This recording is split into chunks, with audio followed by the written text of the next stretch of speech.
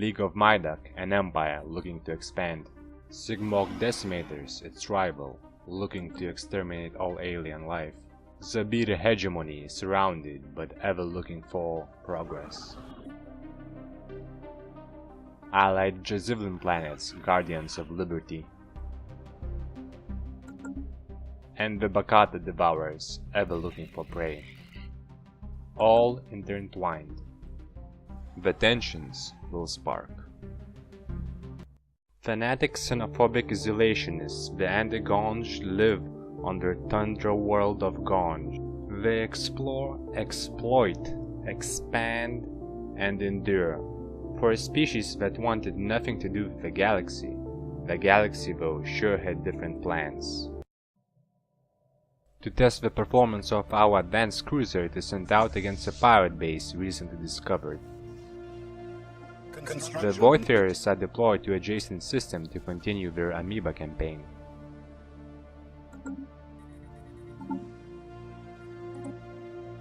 After much deliberation, Fernfunj assigns the command of the cruiser to a new 40-year-old General Fozzelin.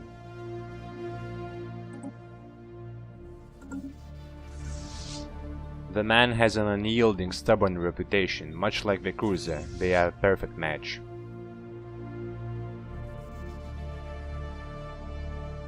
It's not long before another encounter, and a contact is readily made. They call themselves the Karzuri Foundation. They are spiritual and have a rigid social structure, and a revolting curiosity for Xenos. Other aliens seek to feast on us or exterminate us, but in a way their manner is even more repulsive. Locked in tight next to a devouring swarm, it shall be seen who will prevail. Colonization efforts begun. Colonization begins on Dim Prime. The Karzuri Foundation closes borders to us. It is strange to receive that notification. Shouldn't it be the default state of affairs anyway? And if you don't want to engage with us, why do you have the need to tell us about it?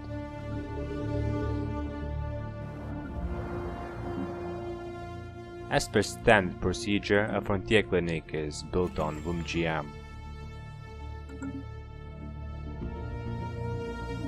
Space expansion has slowed down, but systems are always being claimed. The derelict cruiser hits a pirate station.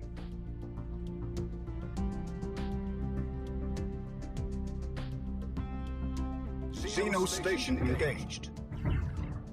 The single ship takes on an entire station.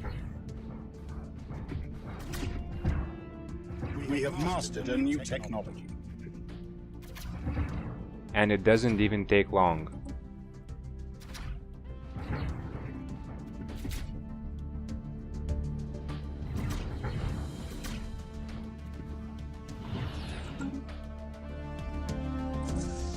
With amoeba engagement about to happen in adjacent system, the cruiser is rerouted to assist.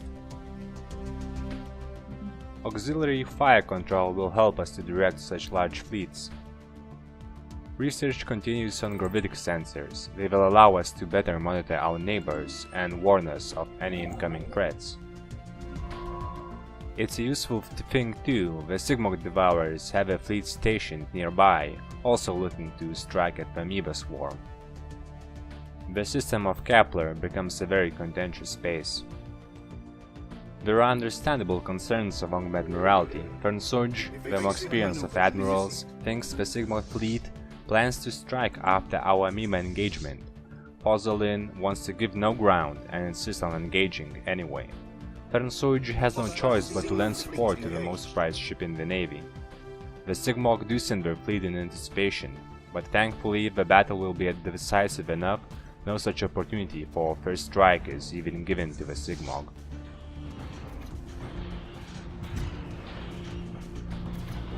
It's the first encounter of such scale. We are ready to stand our ground and defend ourselves at all costs. The standoff at Kappler ends with jetty fleet pulling back. The posturing, however, gives us valuable intel into their composition. Their weapon systems rip into shields but are somewhat weak to armor. It shall be useful when making our own designs. Terraforming equipment is found deep beneath the surface of Umjiam. We have a choice to either reinvigorate the efforts or dismantle the equipment and use it to our own ends. In line with expansion directive, terraforming efforts will be pursued.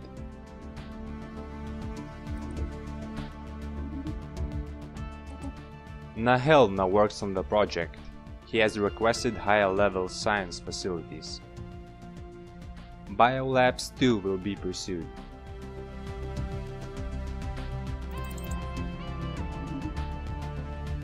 Destroyer technology is now finished. This will let us keep up with the Sirgogg fleet. Furthermore, new missile weapons will be pursued. It's one of the most modern weapon systems yet, and its forefront rocketry expertise we have to be thankful for. Special product complete. The terraforming efforts are complete. The ice sheets have melted, revealing a beautiful Gaian paradise surface for our people. Resources are abundant, weather is always pleasant, the fauna is harmless yet intriguing. Andigonj is optimal. This world is perfect. With terraforming encouraging pop growth, it will not be long before the world is settled. It's an incredible achievement by our scientists. We are reaping the fruits of our strategy.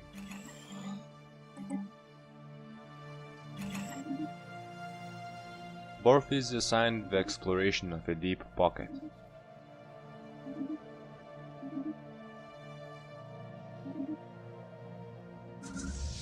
We have claimed a new world for our people. Dim Prime has been colonized. With high-quality minerals, formerly it was the bed of our Arctic worlds. But with Umjiam suddenly jumping to first in potential, it becomes one of the harsher worlds in our periphery.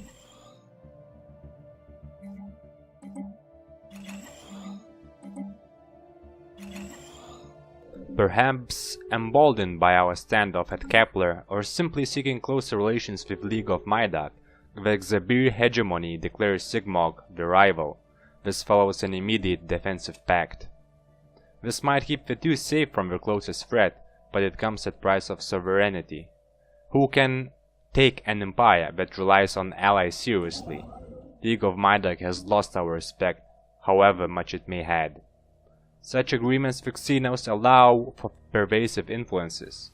We will do everything in our power to prevent them. We have to be strong, but alone. With Umjiam having developed into a Gaia world, its importance grows tremendously. An early space-age civilization is an adjacent system. Even though, by all accounts, they are still primitive, an observation post is built to monitor their activity. They have a space station of their own, but its primitive instruments leave them blind to the galaxy around them. The post's mission is strictly observatory. We do not want to meddle with the Xenos. The trade post at Gatana system falls under our influence. Should we ever have to deal with them, it will serve as an intermediary between us and the Xenos.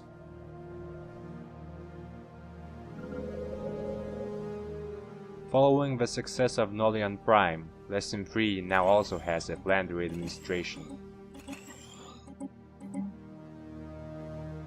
Construction complete.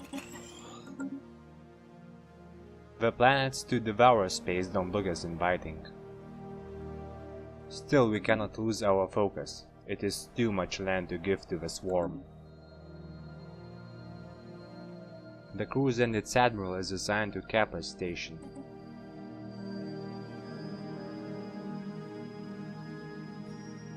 Together with the station's defenses, it matches the power of the to-be invaders in the nearby system. In a way, the standoff continues. It allows our main fleet to pursue the Amoeba campaign.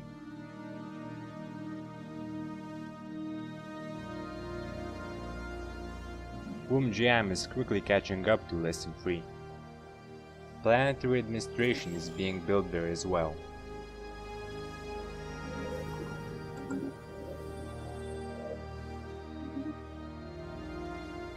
Contact is made with the Tebran mandate. It's another theocratic state, but in this one, the matriarch's power has all authority. The Sirgogg Decimators are surrounded by 3 very unrelenting neighbors. With sensor technology being done, Kappler station will be outfitted with sensors. We'll be watching for maneuvers of a Sirgogg fleet. Should we be confrontation, we will have to move our fleet quickly. Work is started on improving our hyperlane technology. Since we have experience, autocannons are also researched.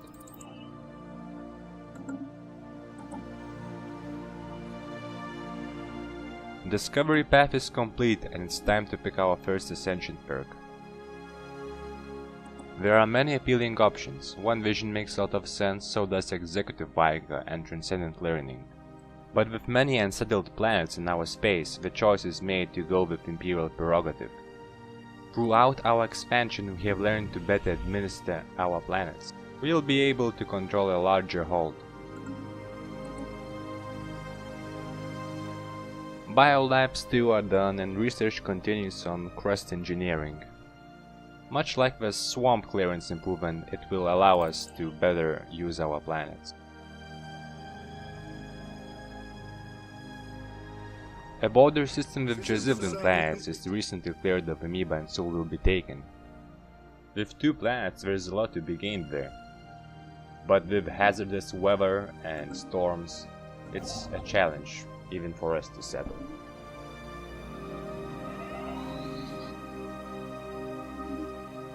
Hell dies at 85. His legacy is seen as one that brought optimism to Gonj.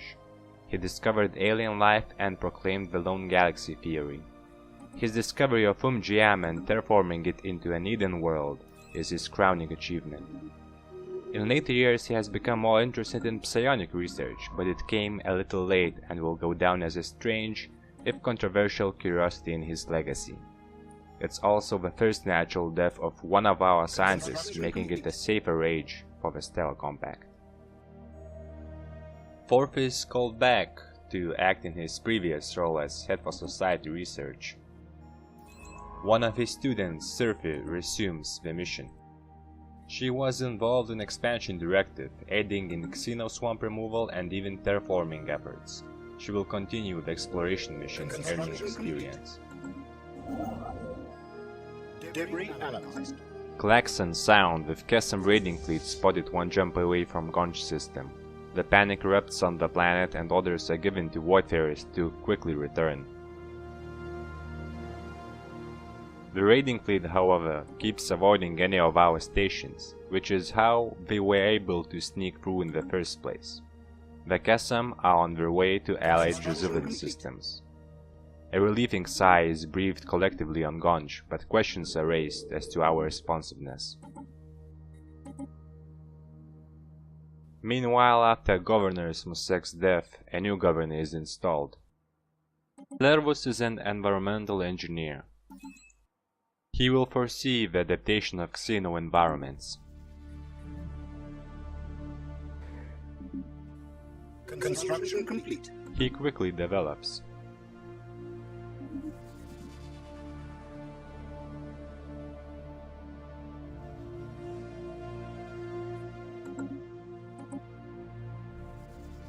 Autocannons are done and it's time to develop our railguns.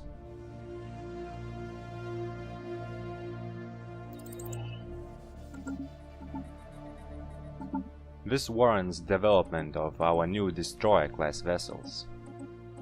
As per information gained during standoff at Kappler, the ships are outfitted with extra armor to counter the kinetic missiles of the enemy. The weapon systems are also upgraded to add some autocannons.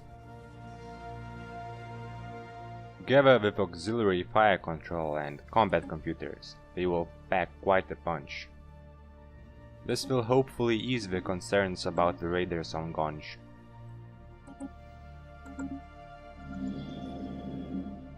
7 to 9 Vumjiam almost catches up with less than 3 on population.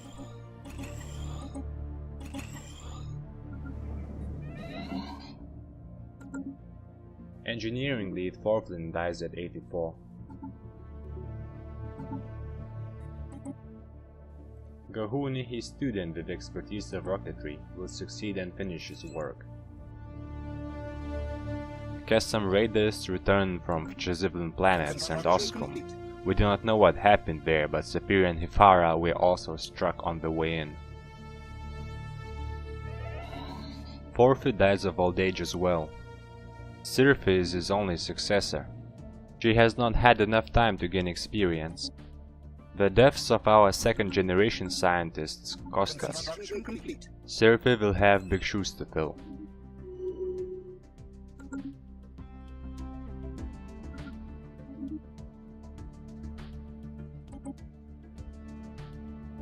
The first assignment is colonial centralization.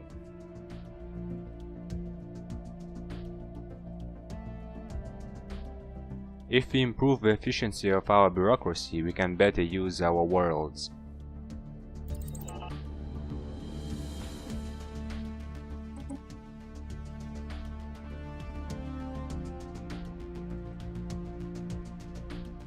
Dovsat, our long-serving physics lead, will work on blue lasers, and the engineering will focus on Betharian plants. They produce vast amounts of energy, and Vumjian has one such resource.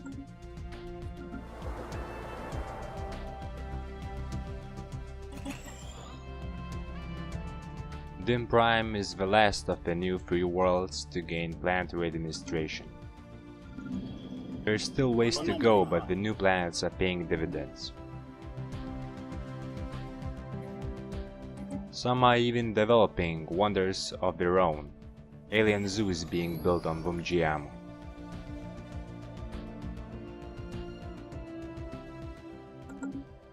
For now, we are safe and prosperous.